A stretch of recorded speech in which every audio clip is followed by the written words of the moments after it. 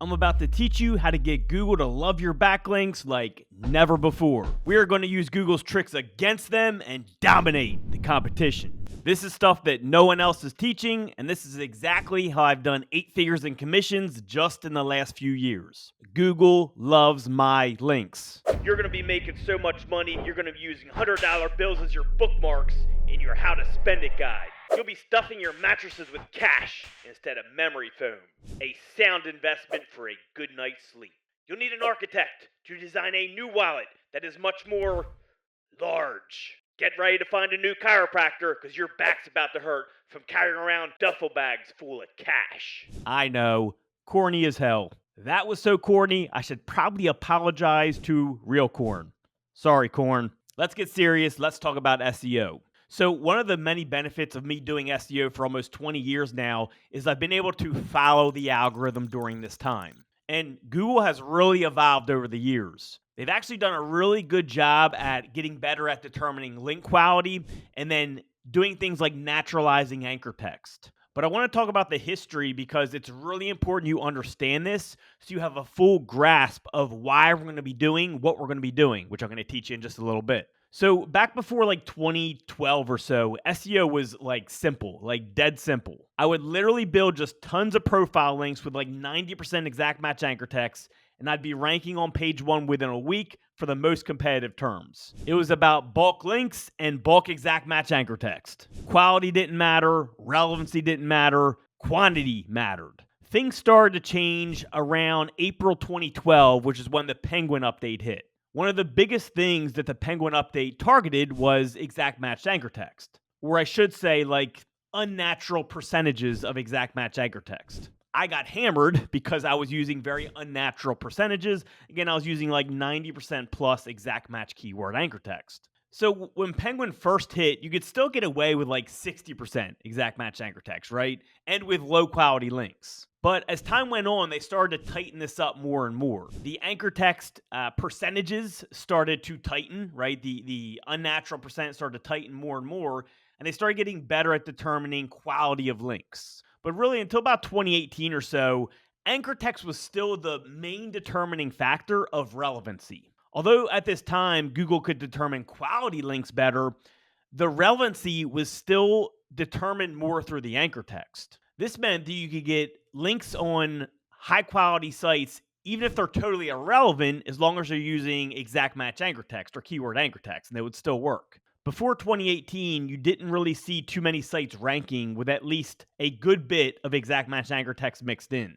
And really, most sites that were ranking had a lot of exact match anchor text and variations of that as well. You know, whether it was some exact match with LSI and long tail versions of the exact match. Most of the rankings you saw had a mix of all that, right? A lot of keyword anchor text mixed into all different variations. One day in 2018, I think it was 2018, I started noticing a big change. As I was analyzing websites, I started noticing a bunch of websites ranking that had like no keyword anchor text. And I remember being totally baffled because this was new. Like this hadn't happened before. Google has always determined relevancy to this point by anchor text. For weeks, I kept analyzing, I kept seeing more and more of it. The pattern kept getting bigger and bigger, especially in the low competition niches and even medium.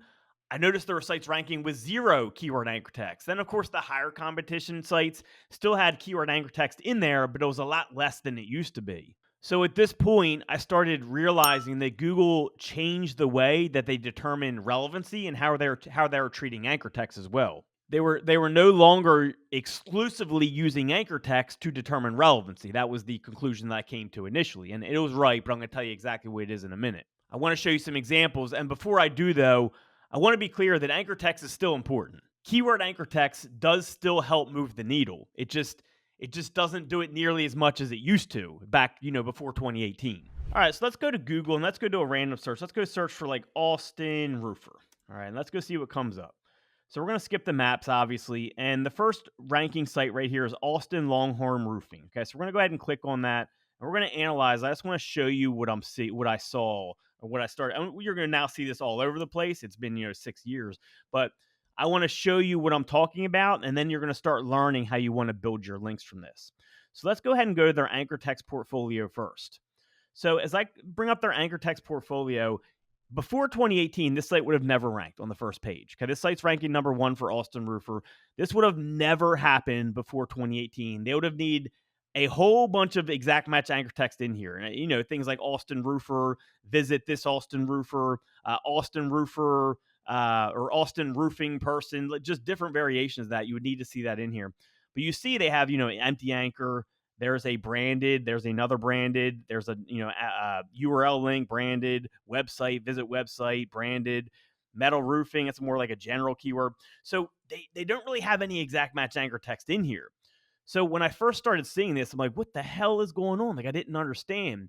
And I would analyze the backlinks, and finally I started noticing something. I'm going to show you guys what it is right now. And we'll go do one more example after this just to kind of hit the point home. I was like, I know Google needs some way to determine the relevancy of these links. If they're not using anchor text, what the heck are they using?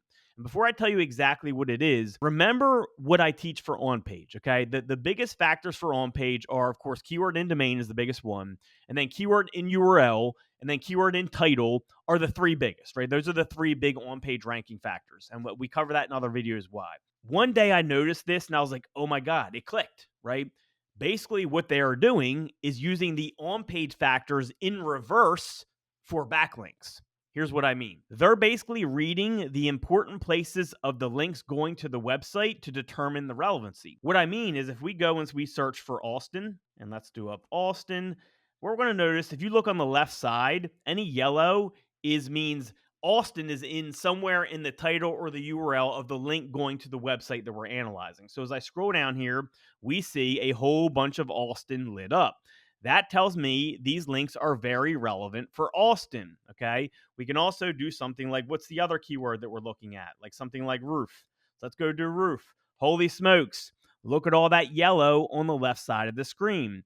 So what Google is doing is they read the metadata of the links that are pointing to you, and they start with the most important factors, right? So for example, if you have roof in the name of the domain from the link that's pointing to you, that's the biggest relevancy factor for a link going to you. So if you get a link from a site that has roof in it, that is going to do a ton for you.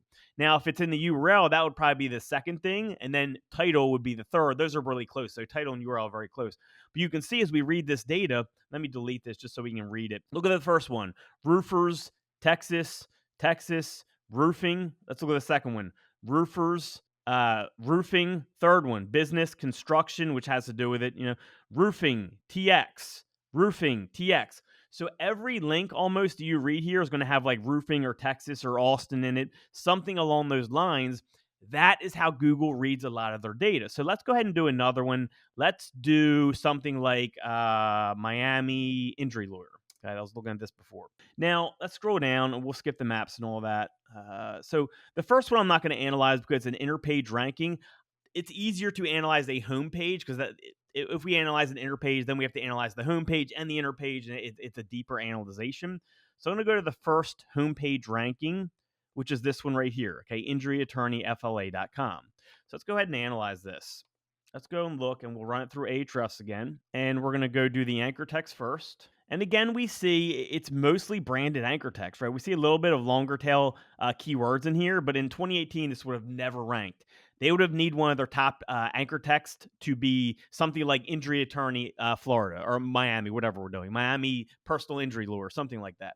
We see virtually none of that. There's some long tail versions, but it's mostly branded anchor text. So where is Google reading the relevancy from? They're not that smart. It's a computer. They can't just magically pull this out of their ass, okay? They have to read it from some type of data. So what they do is they read it in reverse. It's the on-page factors we focus on to rank our site.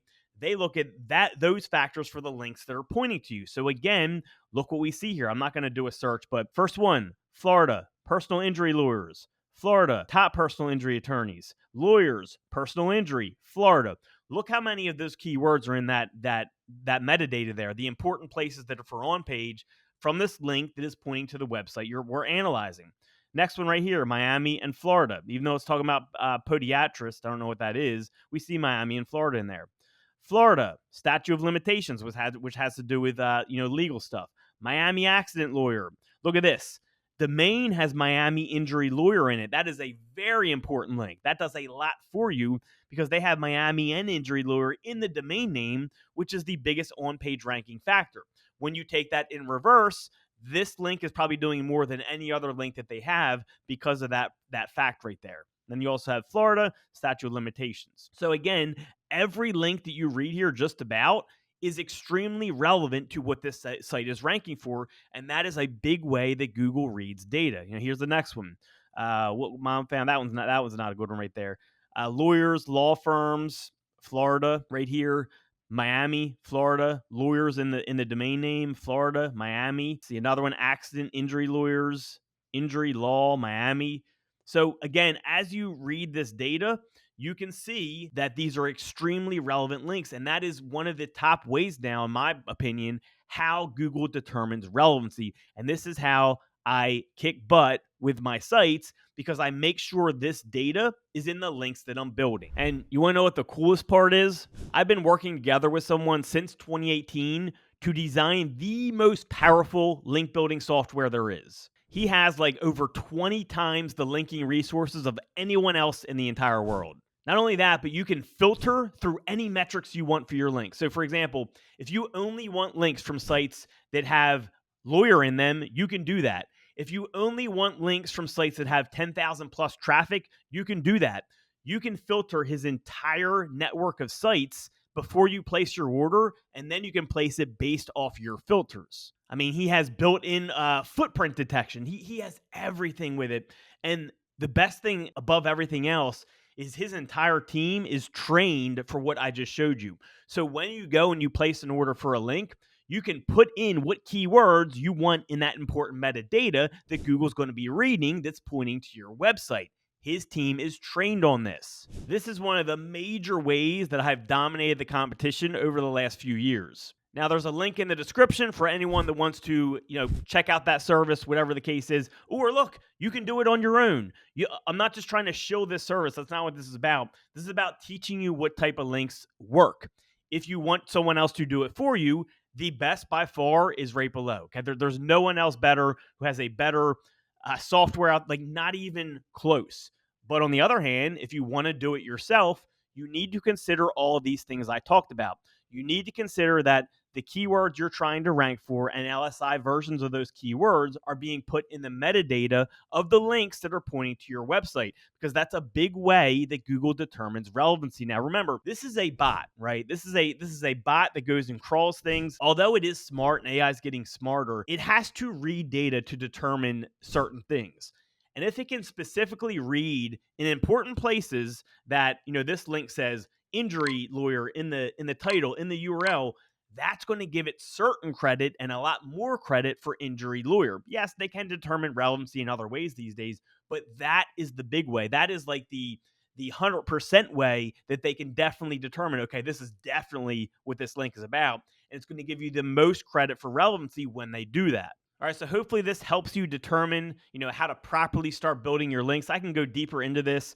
Leave me a comment if you have questions or any more ideas about videos you want me to do. I always read my comments. This is where I get a lot of my ideas from. It's also where I get a lot of my fuel from, right? If I see a lot of comments coming in, it helps me want to make more videos. If I see people are really benefiting from this information, I'll keep pumping them out. I'll keep giving you guys way better information than is put out in 99% of the paid courses. I'm doing this a long time. I know it works.